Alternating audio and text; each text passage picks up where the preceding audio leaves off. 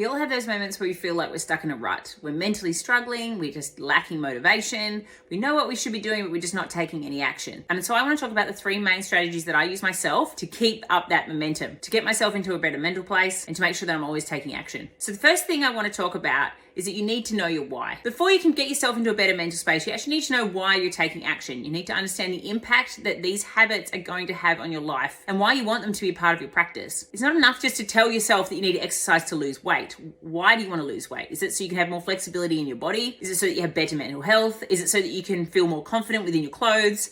Is it so that you're a better role model for your kids? Is it so you can lead a more active lifestyle? So whatever it is that you're wanting to change, it's fine to have the goal, but if you don't know why you're working towards it, it's very hard to find motivation. Now, there are 3 things that will help you get out of a rut. So if you're in a space where you're lacking motivation and you're just really struggling mentally, you just don't seem to be able to get on track, these 3 things will pull you out of the mud. First of all, I want you to consider what you're tuning into. What are you listening to? What are you feeding your mind? What are you brainwashing yourself with? Are you spending lots of time watching TV, watching other people's lives, maybe spending lots of time on social media? Or are you listening to podcasts, reading personal development books, absorbing information that reminds you that you get one chance on this earth, you're wasting today, and you need to make better decisions? Remember, whatever it is that you focus on in life is what's going to be filling your mind. So if you're wasting time on social media or watching crappy television, then expect that your mind is going to be in a crappy state as well. So if you want to shift your state, start to tune in stuff. You might have audiobooks that you want to play, podcasts, there could be inspiring YouTube channels, documentaries you need to get stuck into, perhaps courses that you need to enroll in to upskill in the areas that you're struggling with. Knowledge is power. And when you're in a great mental space because you're speaking to yourself kindly and you believe that you have the skills and the understanding to make change,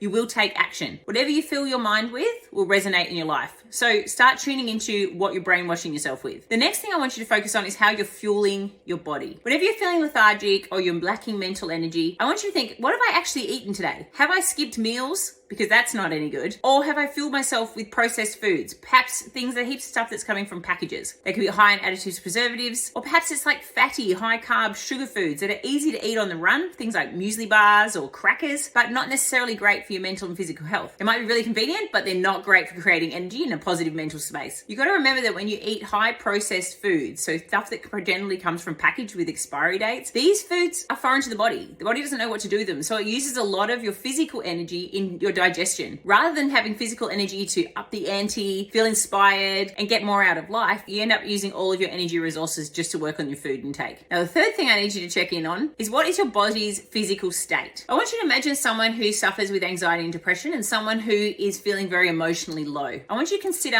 when you're in that space, how do you hold your body? Most people start to cross their arms, their heads down, they're darting with their eyes, they tend to hunch over. It's like they're trying to be small. And this physiology sends messages to our brains that we should be in a depressed, depleted, emotionally lacking state. Now, I want you to picture someone who's confident. They generally sit up tall, they've got head held high, they're happy to hold eye contact, they use lots of body language and they speak a lot with their hands because they have energy to burn, they have a presence to make. And so I want you to think, with your physiology, how are you conducting yourself at the moment and what messages are you sending to your brain? Because if you've created a negative physical state by like hunching over, hiding, kind of turning away, darting with your eyes, then you can change your physical state by standing up and having a presence. Now, these 3 core habits are things that we can often become quite complacent about. We don't really think about the way that we're fueling our body and our actual energy output or our mental health. We often don't think about the way that we're brainwashing ourselves by what we're tuning into or how we're spending our downtime. And we also don't think about the way that we're holding our physical body and how that impacts our mental state. So don't be complacent about these things. Don't underestimate the power that your food, how you're brainwashing yourself, and how your physical state shapes how you show up. If you want to get yourself out of that rut, tune into something uplifting. Tune into something that's really inspiring, that makes you want to take action. Move your body, take some deep breaths and stand up really tall and fuel your body properly. Eat wholesome, real food. Don't skip meals. And know that all of these things combined will make you feel motivated, you'll feel inspired, and you'll end up taking action as a result of it. Focus on these 3 habits and you'll be reminded of why you're taking action, why you value this, because you feel so damn good inside.